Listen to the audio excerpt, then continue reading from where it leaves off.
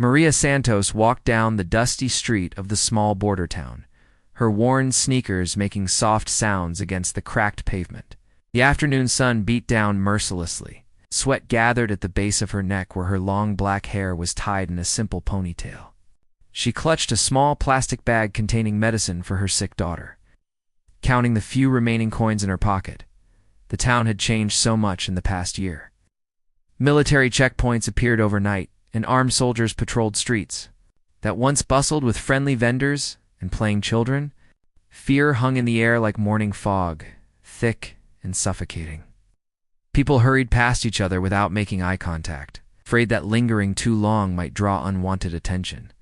Maria had grown up here, knew every corner and alley. Her grandmother used to sell fresh bread from a small shop on the corner, where now stood an abandoned building with broken windows.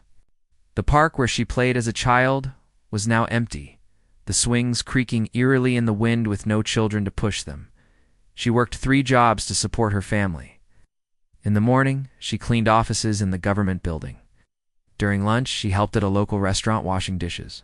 In the evening, she took care of elderly Mrs. Rodriguez next door. Every peso mattered when you had 2 young children and a husband who had been out of work for months. The checkpoint appeared ahead. Maria's heart began to race. These encounters never got easier, no matter how many times she passed through them. The soldiers always looked at her with suspicious eyes, as if she was hiding something dangerous.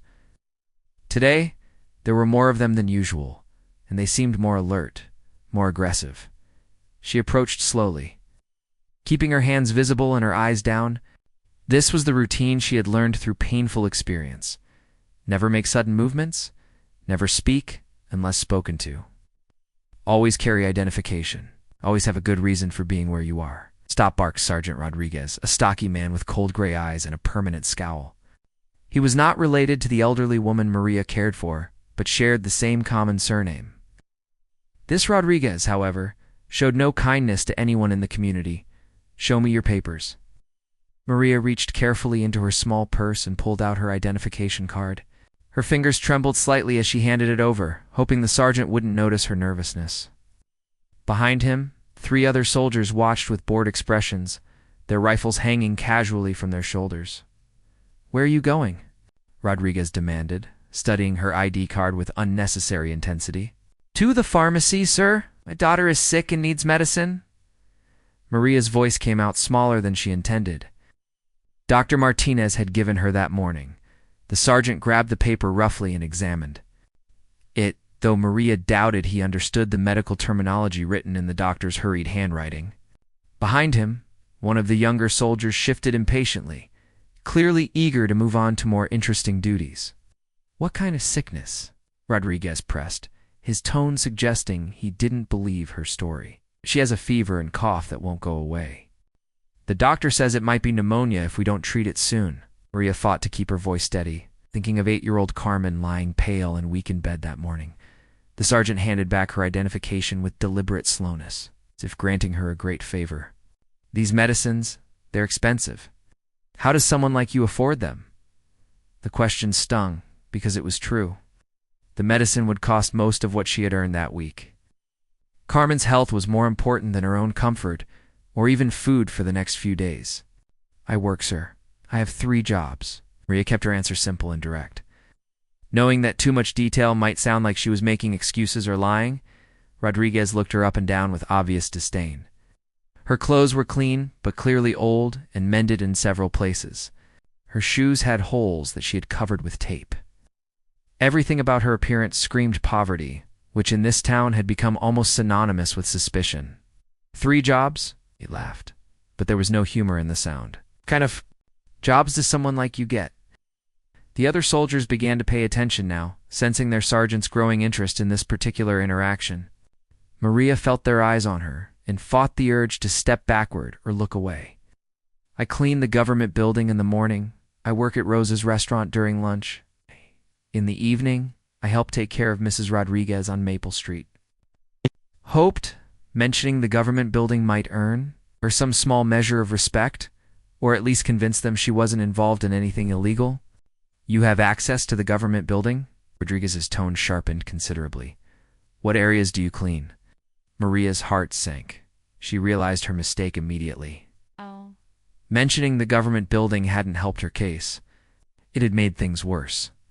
Now they would suspect she had access to sensitive information or could be involved in espionage. Just the offices on the first floor, sir. Basic cleaning, emptying trash, mopping floors, wiping desks. I don't have keys to anything important. She tried to explain without sounding defensive, but knew she was walking into deeper trouble. The sergeant exchanged glances with his men. One of them, a tall soldier with a scar across his left cheek, stepped closer. This was escalating beyond a routine checkpoint, and Maria felt panic rising in her chest. "We need to search you," Rodriguez announced. "Standard procedure for anyone with access to government facilities." Maria knew this wasn't standard procedure at all. She had passed through this checkpoint dozens of times before and had never been searched. But she also knew that protesting would only make things worse. In this town, the soldier's word was law, and arguing with them could lead to arrest or worse. "Yes, sir," she replied quietly, setting down her purse and the small bag of coins. Rodriguez motioned to a female soldier Maria hadn't noticed before. Stern-looking woman with short-cropped hair and hard eyes. "Search her thoroughly. Check for anything suspicious." As the female soldier approached, Maria closed her eyes and tried to think of Carmen waiting at home, of the medicine that could help her daughter recover. She tried to remember that this humiliation was temporary, that it would be over soon, and that she could endure anything for her family. She had no idea that in the next few minutes, everything would change forever. The female soldier, whose name tag read Vargas, approached Maria with the mechanical efficiency of someone who had performed this routine countless times. Her movements were quick and professional, but her eyes held the same suspicion that seemed to infect every military person in the town. "Raise your arms," Vargas commanded, and Maria complied immediately. The soldier began patting down her arms, checking her pockets with rough hands that showed no consideration for dignity or comfort. Maria stared straight ahead, trying to disconnect her mind from what was happening to her body. The other soldiers watched with varying degrees of interest.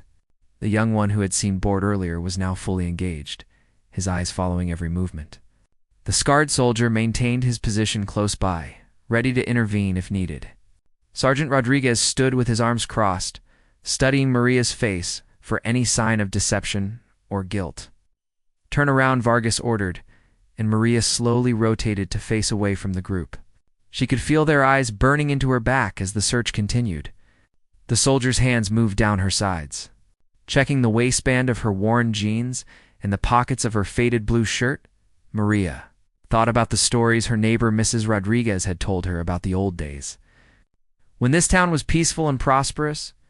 Back then, the biggest worry was whether the rains would come on time for the crops. Children played soccer in the streets until late at night, and families gathered in the central plaza every evening to share news and gossip. Now, the plaza was empty, except for military vehicles and the occasional stray dog searching for scraps of food. The old fountain that had been the centerpiece of community gatherings was cracked and dry, filled with trash instead of the clear water that once reflected the stars. "What's this?" Vargas's voice cut through Maria's memories. The soldier had found something, and her tone suggested it wasn't good news. Maria's blood went cold. She couldn't imagine what the soldier had discovered. She carried nothing illegal, nothing that could possibly interest the military. Her purse contained only the most basic necessities: her identification, a few coins, the prescription for Carmen's medicine, and a small photo of her children. "It's just a picture of my children," Maria said quickly, turning slightly to see what had caught the soldier's attention. But Vargas pushed her back into position with a firm hand on her shoulder. "Stay facing forward," the soldier snapped. "Don't move until I tell you to." Sergeant Rodriguez stepped closer, his boots clicking against the pavement. "What kind of picture?" Maria heard the rustling of paper as Vargas examined the photograph. It was a simple snapshot taken outside their small house 6 months ago. Carmen and little Diego were smiling at the camera, their faces bright with the innocent joy that children possess before the world teaches them to be afraid. "2 children looks recent," Vargas reported. "Nothing suspicious about the photo itself." Maria felt a small wave of relief, but it was short-lived. The search wasn't over, and she could sense the soldier's frustration at not finding anything incriminating. Sometimes, she knew that frustration could be dangerous for the person being searched. Continue. Rodriguez ordered, his disappointment evident in his voice. Vargas moved to check Maria's shoes, having her lift each foot while balancing on the other. The worn sneakers revealed nothing but holes, and the desperate attempts to repair them with tape and glue. Maria felt embarrassed by the state of her footwear. But buying new shoes was an impossible luxury when every peso went toward rent, food, and now medicine. The soldiers began to lose interest again, as the search yielded nothing suspicious. The young soldier glanced at his watch, probably thinking about his next meal or when his shift would end. The scarred soldier lit a cigarette and took a few steps away, assuming the routine was nearly finished. But Vargas wasn't done. As a female soldier, she was responsible for the most thorough parts of any search involving women. She had Maria lift her hair, checking behind her ears and along her neck. This was when the soldier's expression changed completely. Sergeant Vargas called out, her voice tight with sudden tension. "You need to see this." Rodriguez immediately stubbed out his cigarette and moved closer. The other soldiers followed, their casual attitudes replaced by sharp alertness. Something had shifted in the dynamic, and Maria could feel the change even though she couldn't see what was happening behind her. "What is it?" Rodriguez demanded. Vargas brushed Maria's hair to one side, exposing the back of her neck more clearly. "There's a tattoo here. It's small, but very detailed." Maria's heart began to race for entirely different reasons now. She had forgotten about the tattoo. Something she had gotten so many years ago that it had become just part of her body, invisible to her own consciousness. It was barely 2 inches wide, hidden beneath her hairline where even she rarely saw it. "What kind of tattoo?" Rodriguez's voice had taken on a dangerous edge that made Maria's skin crawl. "It appears to be some sort of military insignia. Very intricate work. Definitely professional, not homemade." Vargas's clinical description sent chills down Maria's spine. The sergeant moved around to face Maria, his gray eyes now burning with interest and suspicion. "Turn around," he ordered, slowly. Maria obeyed, turning to face the group of soldiers who now looked at her as if she were a completely different person. Their casual indifference had been replaced by intense scrutiny and barely contained aggression. "How long have you had that tattoo?" Rodriguez demanded. "Since I was 18, sir." Many years ago, Maria's voice came out as barely a whisper. She was trying to remember the exact circumstances of getting the tattoo, but her mind was racing too fast to focus clearly. "Why did you get a military tattoo?" "Are you or were you ever in the military?" The sergeant's questions came rapidly, not giving her time to fully answer before asking the next one. "Oh, I've never been in the military. I got the tattoo because—" Maria paused, realizing how foolish and naive her younger self had been. "Because I thought it looked beautiful." The artist said it was a symbol of strength and protection. Rodriguez exchanged meaningful glances with his soldiers. They clearly didn't believe her explanation, and Maria could see suspicion hardening into certainty in their eyes. She was no longer just another poor woman trying to buy medicine for her sick child. She had become something else entirely, a person of interest. The scarred soldier stepped forward and pulled out his phone, pointing the camera at the back of Maria's neck. The flash made her flinch, but she didn't dare move away. Her mind raced as she tried to understand why a simple tattoo was causing such a dramatic reaction from these men. "We need better lighting," Rodriguez muttered, examining the photo on the phone's screen. "Take her inside the checkpoint booth." Maria's legs felt weak as they escorted her to the small concrete structure that served as the soldiers' base of operations. The building was barely larger than a closet, with 2 plastic chairs, a folding table, and a radio that crackled with constant chatter. From other checkpoints throughout the region, the fluorescent light buzzed overhead as Vargas positioned Maria near the window where natural light mixed with the harsh artificial glow. The soldiers crowded around, all pretense of routine procedure abandoned. Maria could smell their sweat and cigarettes, could feel their breathing as they leaned in to examine her tattoo more closely. "Take more pictures from different angles," Rodriguez ordered. "Make sure we get every detail." The camera flashed repeatedly as they documented the tattoo from various positions. Maria felt like a specimen being studied by scientists.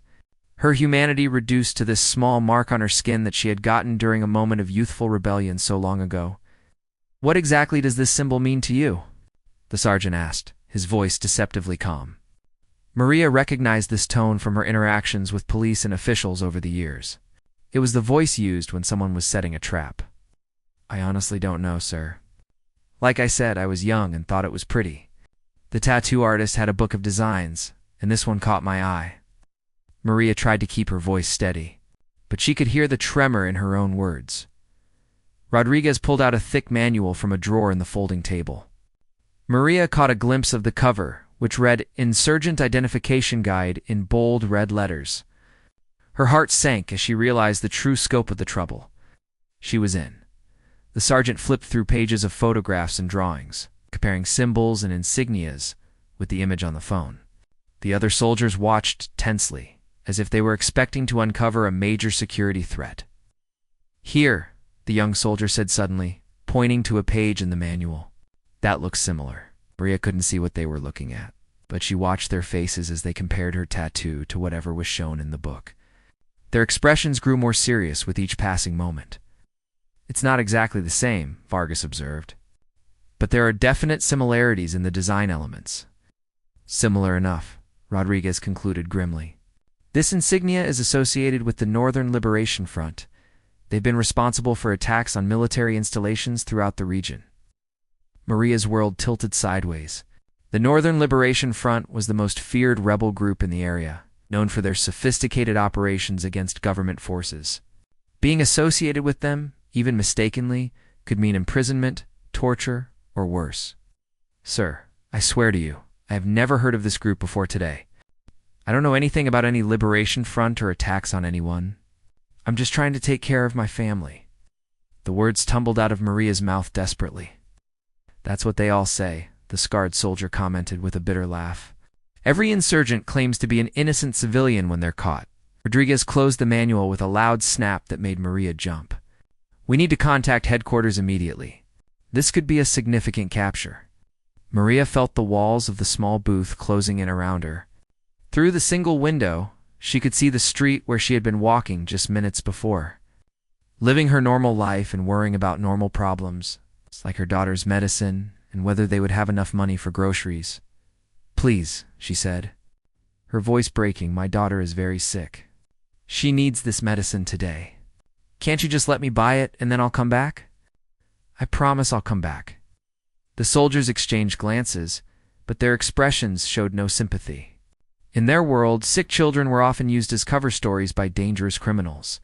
They had probably heard similar pleas hundreds of times from people who turned out to be genuine threats. "Your daughter will have to wait," Rodriguez said coldly. "Right now, we need to determine exactly who you are and what your connection is to terrorist activities in this region." The word terrorist hit Maria like a physical blow. In all her 34 years of life, she had never imagined that anyone would use that word to describe her. She cleaned floors and washed dishes. She read bedtime stories to her children and helped elderly neighbors with their shopping. The most rebellious thing she had ever done was get a tattoo without her parents' permission. Rodriguez picked up the radio and began speaking in military codes that Maria didn't understand. She caught fragments of phrases like potential insurgent identification, requesting immediate backup, but couldn't piece together the full meaning of his communication. "Ma'am," Vargas said, "not unkindly, we're going to need you to provide us with detailed information about where you got that tattoo. When you got it, and who else might have been present." Maria struggled to remember the details from so long ago. She had been 18, working her first job at a textile factory, and had saved up enough money for the tattoo after months of careful budgeting. It had felt like such a grown-up thing to do, a symbol of her independence and new adult status. It was at a shop called Artistic Expressions downtown. The artist was an older man named Carlos, but I don't remember his last name. This was 16 years ago. Maria paused, trying to recall more details. There were other people getting tattoos that day, but I don't remember them clearly. The young soldier was taking notes on everything she said. Maria realized that her every word was being recorded as potential evidence in what they clearly believed was a serious criminal investigation. Was anyone with you when you got the tattoo? Rodriguez pressed. My friend Patricia came with me for moral support. But she didn't get a tattoo herself. Maria hoped that Patricia wouldn't get dragged into this nightmare because of her own youthful decision. Through the window, Maria could see the afternoon sun getting lower in the sky. Carmen would be wondering why she wasn't home yet with the medicine. Her husband would start to worry when dinner time came, and she still hadn't returned. Mrs. Rodriguez would be waiting for her evening care, confused about why Maria hadn't shown up as scheduled. Her normal life was continuing without her. But she was trapped in this concrete box, being treated like a dangerous criminal because of a piece of art on her skin that she barely remembered getting. 20 minutes passed before Rodriguez received a response through his radio. The crackling voice on the other end spoke in the same military codes. But Maria could sense urgency in the tone, even without understanding the words. The sergeant's expression grew more serious as he listened to the transmission. Copy that, headquarters.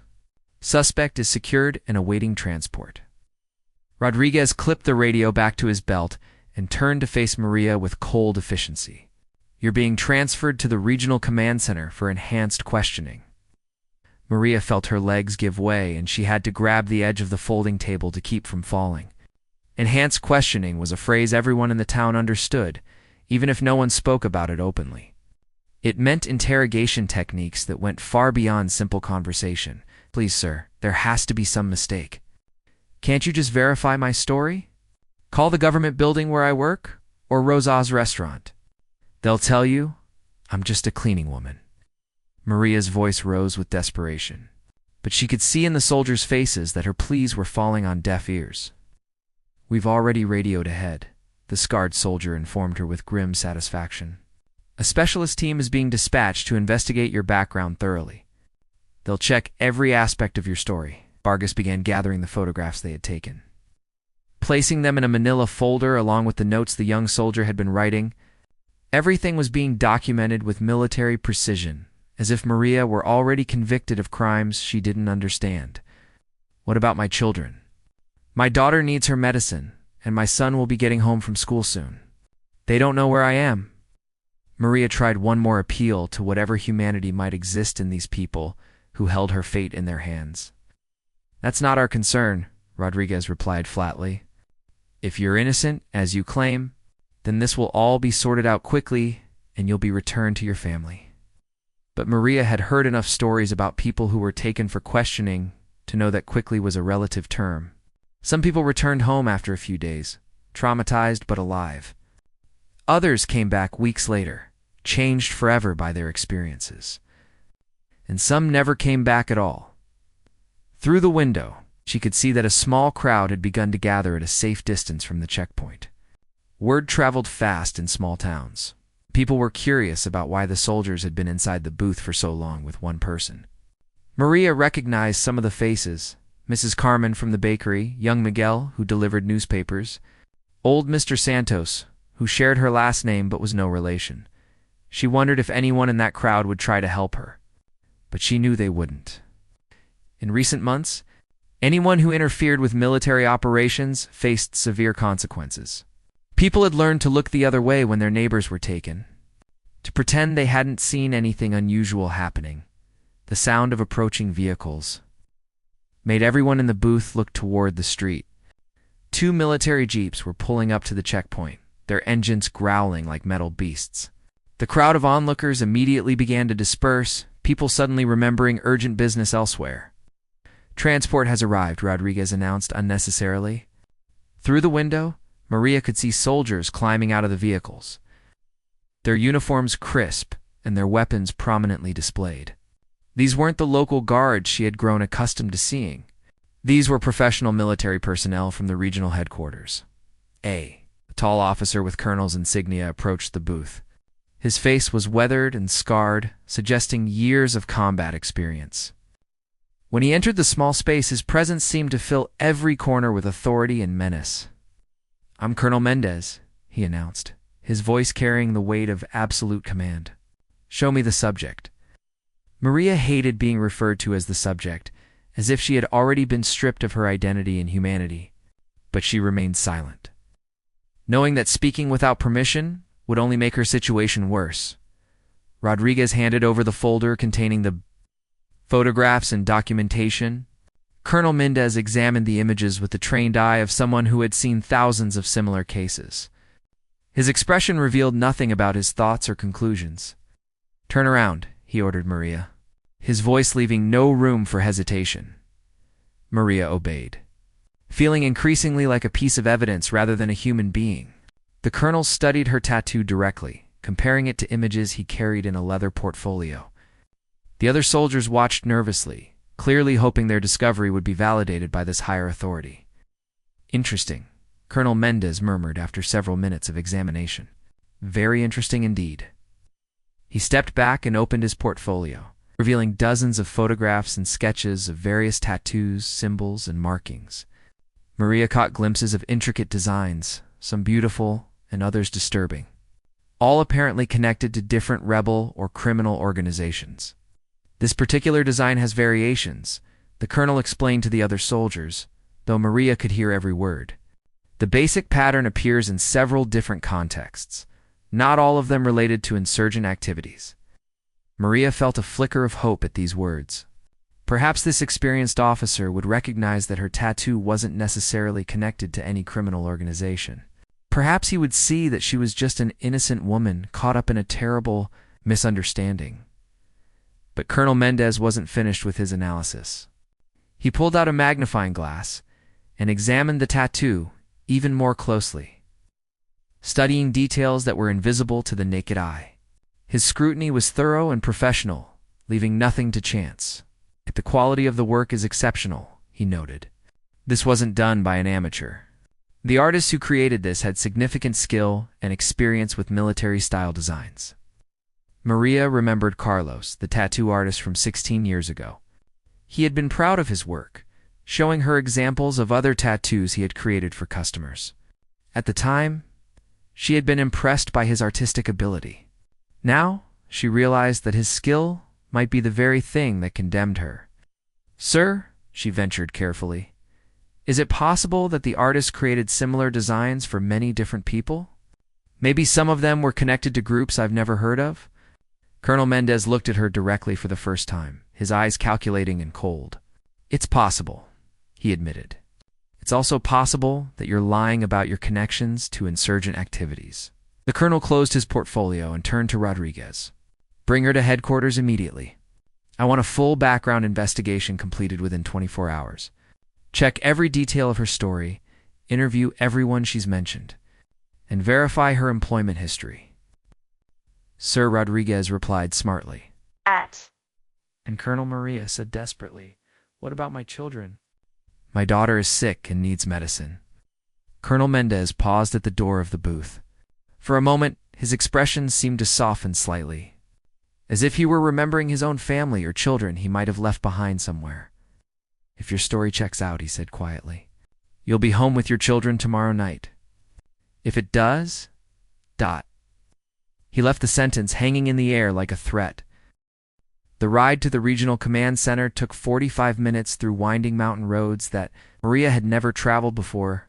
She sat in the back of the military jeep between two silent soldiers, watching familiar landmarks disappear behind them as they drove further.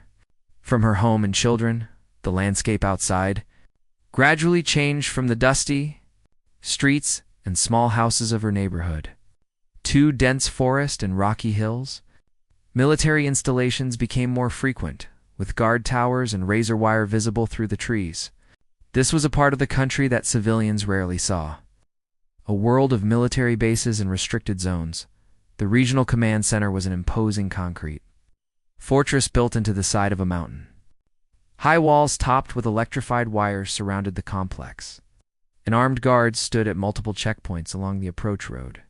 Maria had never imagined such a place existed so close to her quiet town.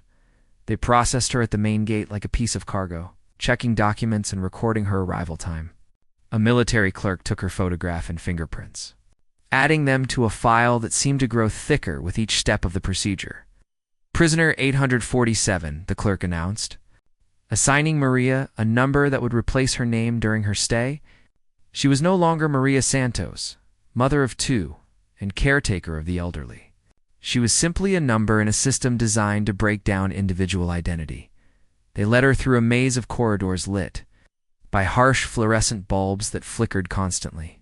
The walls were painted institutional green, and the floors were polished concrete that echoed with every footstep. Maria could hear sounds from other parts of the building, metal doors clanging shut, muffled voices, and occasionally something that might have been crying. Her cell was smaller than her children's bedroom at home. It contained a narrow cot with a thin mattress, a metal toilet with no seat, and a tiny sink that dripped constantly. The single window was set high in the wall and covered with thick bars, allowing only a small rectangle of gray sky to be visible. "Dinner's at 6, the guard informed her as he locked the cell door. "Lights out at 10. No talking after lights out." Maria sat on the edge of the cot and tried to process what had happened to her. Just a few hours ago, she had been a normal person with normal problems, walking to the pharmacy to buy medicine for her sick daughter. Now she was imprisoned in a military facility, suspected of connections to terrorist organizations because of a tattoo she had gotten as a teenager. She thought about Carmen, probably running a fever and wondering why her mother hadn't come home with the promised medicine. She thought about Diego, her 6-year-old son, who would be confused and scared when she wasn't there to help him with his homework or read him his bedtime story. Her husband, Miguel, would be frantic by now. He would have gone to the pharmacy looking for her, then to the restaurant where she worked, then to Mrs. Rodriguez's house. Eventually, someone would tell him about seeing her taken away by soldiers at the checkpoint. The worst part was knowing that Miguel would blame himself. He had been unable to find steady work for months, leaving Maria to support the family with her 3 jobs. She knew he felt ashamed of not being able to provide for his children, and now he would feel responsible for her arrest as well. At 6 o'clock, a guard brought her dinner, a plate of rice and beans with a piece of bread and a cup of lukewarm coffee. The food was bland, but edible, and Maria forced herself to eat despite having no appetite. She knew she needed to maintain her strength for whatever was coming. Other prisoners were being fed at the same time, and Maria could hear the sounds of meal trays being passed through cell doors up and down the corridor. She wondered what crimes these other people had been accused of, whether they were guilty or innocent, and how long they had been here. That night, lying on the thin mattress and listening to the unfamiliar sounds of the prison, Maria tried to remember every detail about getting her tattoo. She forced her mind back 16 years, searching for any information that might help explain her current situation. She remembered that Carlos, the tattoo artist, had been enthusiastic about the design she had chosen. He had told her it was one of his favorites, something he had created himself, rather than copying from a standard flash sheet. At the time, she had been proud to have something unique, a piece of art that no one else would have. Now she realized that Carlos's original design might have been inspired by military symbols he'd encountered during his own service. Many older men in her town were veterans of various conflicts, and they often carried memories and knowledge from their military experiences into their civilian lives. Maria also remembered that the tattoo shop had been frequented by various groups of people. There were young civilians like herself, but also older men who looked like they might have military backgrounds. She had assumed they were simply veterans getting tattoos to commemorate their service. But perhaps some of them had been involved in other activities. The next morning brought new developments. At 8 o'clock, guards came to escort her to an interrogation room. The space was sterile and intimidating, with concrete walls, bright lights, and a metal table with 2 chairs facing each other. Colonel Mendez was waiting for her, along with a younger officer she hadn't seen before. The colonel looked like he had been up all night, his uniform wrinkled, and his eyes rimmed with fatigue. On the table in front of him was a thick file folder and several photographs. "Sit down, prisoner, 847, Colonel Mendez ordered, using her assigned number rather than her name. The psychological effect was immediate. Maria felt her identity slipping away, replaced by the dehumanizing label they had given her. "We've been conducting our investigation," the colonel continued, opening the file folder. "Some interesting information has come to light." Maria's heart began to race. She couldn't imagine what they might have discovered. since she had told them the complete truth about her background and activities, but she had learned that truth, and facts were often less important than perception and suspicion in situations like this. The tattoo shop where you claimed to have gotten your marking was indeed called Artistic Expressions. Colonel Mendez read from a report. It was owned and operated by Carlos Ramirez, a former military sergeant who served in the Special Forces unit. This information meant nothing to Maria, but she could see from the colonel's expression that he considered it significant. She waited silently for him to continue, knowing that interrupting would only make things worse. Carlos Ramirez was investigated 3 years after you got your tattoo in connection with suspected arms dealing and providing support to insurgent groups. He was never formally charged, but his shop was closed and he disappeared from the area. Maria felt the walls closing in around her. Even though she had no knowledge of these activities and no connection to them beyond having been a customer 16 years ago, she could see how the circumstantial evidence was building against her. Furthermore, the colonel continued, we've discovered that at least 6 other individuals with similar tattoos have been arrested over the past 5 years in connection with various anti-government activities. The younger officer opened a folder containing photographs of other tattoos that looked similar to Maria's. Some were nearly identical, while others showed variations on the same basic design. Each photograph was labeled with a case number and brief description of the charges against the person who bore that tattoo. Weapons smuggling, the younger officer read from one file. Coordination of attacks on government facilities. Information gathering for insurgent organizations. Recruitment of new members for anti-government groups. Maria listened in growing horror as the list continued. Every person with a tattoo similar to hers had been convicted of serious crimes against the state. The pattern was clear and damning, even though she knew with absolute certainty that she was innocent of any wrongdoing. As you can see, Colonel Mendez said, closing the folder with a sharp snap, your tattoo is not the innocent decoration you claim it to be. It appears to be a mark of identification used by members of a sophisticated criminal network. Sir, I had no idea, Maria said desperately. When I was 18, I just thought it was a pretty design. I've never been involved in any criminal activities. I don't even understand what most of those charges mean. The colonel studied her face carefully, as if trying to determine whether she was telling the truth or simply a skilled liar. Maria met his gaze directly, hoping that her sincerity would be visible in her eyes. Perhaps you weren't aware initially, he conceded, but are you telling me that in 16 years no one has ever approached you about this tattoo? No one has ever made reference to its meaning or suggested that you might be sympathetic to their cause? Maria searched her memory frantically. Had anyone ever mentioned her tattoo in a way that seemed unusual? Had there been conversations or encounters that she had dismissed at the time but might have deeper significance? No, sir, she said finally. Most people never see it because it's hidden by my hair. Even my husband didn't notice it for months after we started dating. The younger officer consulted his notes and looked up at Maria with skeptical eyes. According to our investigation, you work in the government building? That position would give you access to sensitive information about military operations, troop movements, and security procedures. I only clean the first-floor offices, Maria protested. I empty trash cans and mop floors. I don't have access to any important documents or information. Cleaning staff often have access to materials that others overlook, Colonel Mendez pointed out. Documents that are thrown away, conversations that are overheard, computer screens that are left unattended.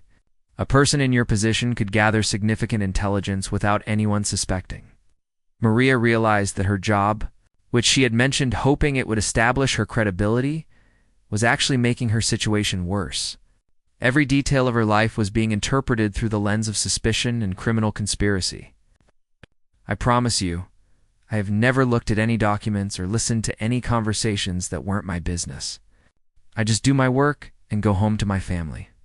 The interrogation continued for 3 hours, the officers asking the same questions in different ways, trying to catch her in contradictions or inconsistencies.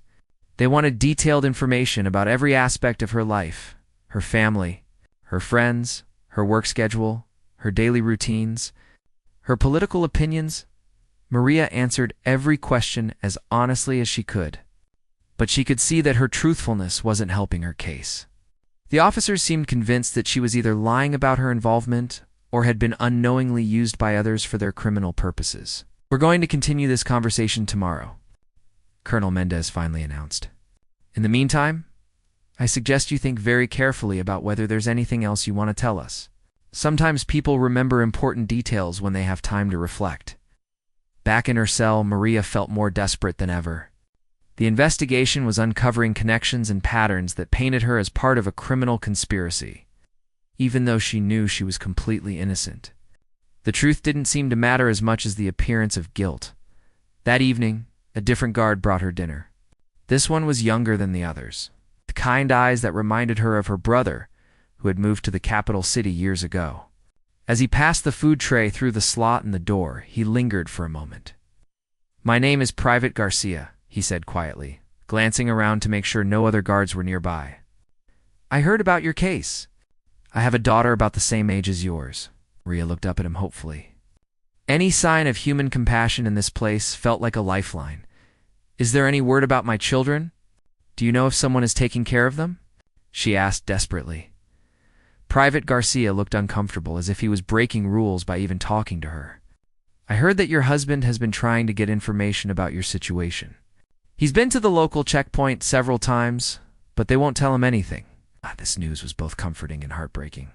Maria was glad to know that Miguel was trying to help her, but she also knew that his inquiries might draw unwanted attention to their family.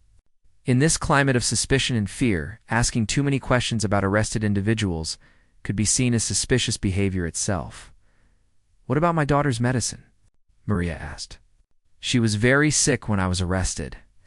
Private Garcia shook his head sadly. "I don't have any information about that. I'm sorry." He started to walk away, then turned back.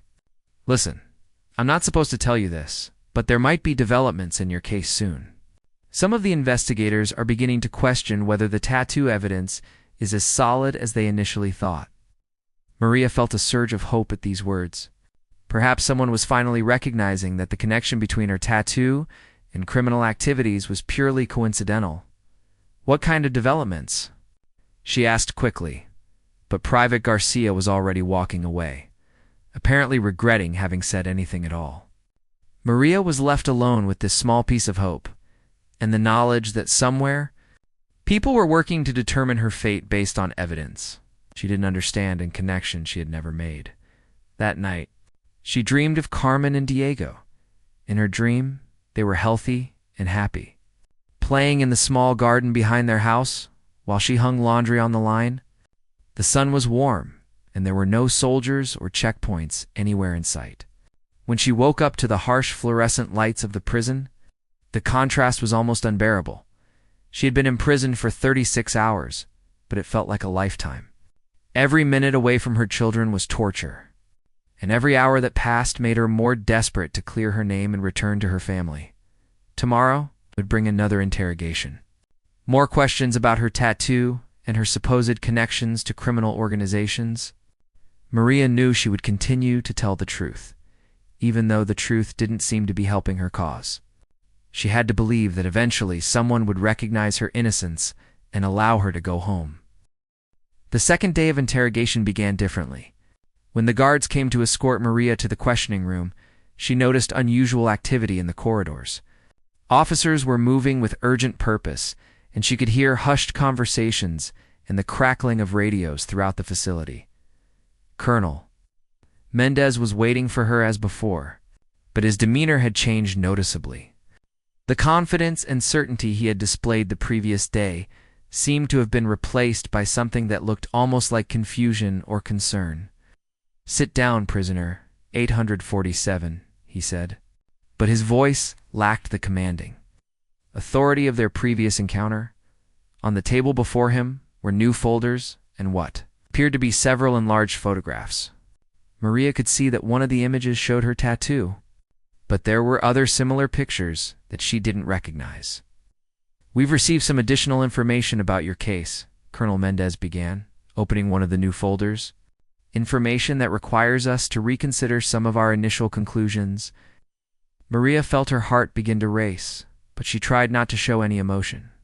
She had learned that displaying hope or relief too early could be dangerous in situations like this. Yesterday, we arrested Carlos Ramirez, the tattoo artist who created your marking, the colonel continued. He was found living under an assumed name in a city 300 miles from here. This news meant nothing specific to Maria, but she could sense that it was significant to her case. She waited silently for the colonel to explain further. Under questioning, Ramirez provided us with detailed information about his tattoo designs and the clients who received them. According to his records, which he had hidden but not destroyed, your tattoo was part of a series he created for young civilians who simply wanted military-style artwork. Maria felt a flicker of hope, but tried to keep her expression neutral. Furthermore, Colonel Mendez said, consulting his notes, Ramirez confirmed that the design you chose was not connected to any insurgent organization. It was, as you claimed, simply a decorative piece that he had created based on various military symbols he remembered from his service. The younger officer, who had been silent until now, leaned forward and opened another folder. The problem is that Ramirez also created nearly identical tattoos for actual members of insurgent groups. They specifically requested designs that would blend in with innocent civilian tattoos. Maria tried to understand the implications of this information. It seemed like her tattoo was both innocent and suspicious at the same time, depending on the context and the person wearing it. So some people with this tattoo are criminals, and others are innocent? She asked carefully. Exactly, Colonel Mendez replied. Which means that the tattoo alone is not sufficient evidence of criminal involvement. We need additional proof of actual participation in illegal activities. For the first time since her arrest, Maria felt genuine hope. If the tattoo wasn't automatically proof of guilt, then perhaps they would investigate her actual background and discover that she was truly innocent. However, the colonel continued, we still need to verify every aspect of your story. The investigation is not complete. Over the next several hours, they went through her background in exhaustive detail. They had contacted her employers, her neighbors, her friends, and even her children's teachers. Every person who knew Maria had been questioned about her behavior, her associations, and any suspicious activities they might have observed. The results of this investigation gradually began to support Maria's claims of innocence. Her supervisor at the government building confirmed that she only worked in non-sensitive areas and had never shown interest in anything beyond her assigned cleaning duties. The restaurant owner vouched for her character and work ethic. Mrs. Rodriguez, the elderly woman she cared for, had spoken emotionally about Maria's kindness and reliability. Your story appears to be consistent, the younger officer admitted. No one we've interviewed has reported any suspicious behavior or unusual activities. But Colonel Mendez still seemed reluctant to completely exonerate her. The absence of evidence is not the same as evidence of absence, he pointed out. Many successful insurgents maintained perfect cover stories for years. Maria felt frustrated by this logic. It seemed like no amount of evidence could completely prove her innocence, because the absence of criminal activity could always be explained as skillful deception. She said respectfully. What would it take to convince you that I'm telling the truth? What evidence would be sufficient to prove that I'm not involved in any criminal activities? Colonel Mendez considered her question for a long moment. Time, he said finally. Extended observation to see if anyone attempts to contact you or if your behavior changes under pressure. Maria's heart sank. Extended observation could mean weeks or months in prison, while they watched and waited for something that would never happen because she was innocent, but then private. Garcia appeared at the door of the interrogation room, looking nervous but determined. Sir, there's been a development. We've received a communication from headquarters that you need to see immediately. Colonel Mendez stepped outside for several minutes, leaving Maria alone with the younger officer. She could hear urgent voices in the corridor, but couldn't make out the specific words being spoken. When the colonel returned, his expression had changed completely. He looked at Maria with what might have been embarrassment or regret. Prisoner 847, I've just received orders from Regional Command. You're being released immediately. Maria couldn't believe what she was hearing. Released? But I thought you needed more time to investigate. We've just arrested the actual leader of the local insurgent cell, Colonel Mendez explained. Under interrogation, he provided us with a complete list of his organization's members. Your name does not appear on that list. The younger officer gathered up the files and photographs, apparently bringing the investigation to an official close. Additionally, the insurgent leader confirmed that their organization specifically avoided recruiting anyone who worked in government buildings. Because such people were too closely monitored, Maria felt overwhelmed with relief, but also with anger at the injustice she had experienced. She had been imprisoned and treated like a criminal for nearly 2 days, because of a coincidental similarity between her innocent tattoo and markings used by actual criminals. Furthermore, Colonel Mendez continued, we've learned that your daughter was hospitalized yesterday because her illness worsened without proper medication. You're needed at home immediately. The news about Carmen hit Maria like a physical blow. While she had been sitting in prison, her sick daughter had gotten worse and needed emergency medical care. The guilt and anguish were almost unbearable. Is she going to be okay? Maria asked desperately. She's stable, but she needs her mother, the colonel replied. We're providing immediate transportation back to your town as they processed her release. Returning her personal belongings and completing the necessary paperwork, Maria reflected on the experience that had changed her life forever. She had learned how quickly an ordinary person could become a suspect, how circumstantial evidence could create the appearance of guilt, and how little control individuals had when caught up in larger political and military conflicts. The ride home felt surreal after everything she had been through. The same landscape that had looked so ominous during her journey to the command center now seemed beautiful and welcoming. When they finally reached her town and she could see the familiar streets and buildings, Maria began to cry with relief. Miguel was waiting at their house, holding Diego in his arms. When he saw the military vehicle approaching, his face showed a mixture of hope and terror. Maria climbed out of the jeep and ran toward her family, finally free to embrace the people she loved most in the world. Later, at the hospital where Carmen was recovering, Maria sat beside her daughter's bed and held her small hand. The little girl was weak but alert, her fever finally broken thanks to the medical care she had received. "Mama, where were you?" Carmen asked in a small voice. "I was scared. I was away for a little while," Maria replied, choosing her words carefully. "But I'm here now, and I'm never going to leave you again." As she watched her daughter sleep, Maria touched the back of her neck, where the tattoo that had caused so much trouble remained hidden beneath her hair. Tomorrow, she decided, she would find a way to have it removed. She never wanted to risk being separated from her children again because of a mark she had gotten during a moment of youthful rebellion so many years ago. The experience had taught her that in a world of suspicion and conflict, even the most innocent people could become targets. But it had also shown her the strength of family love and the importance of truth, even when that truth was difficult for others to accept.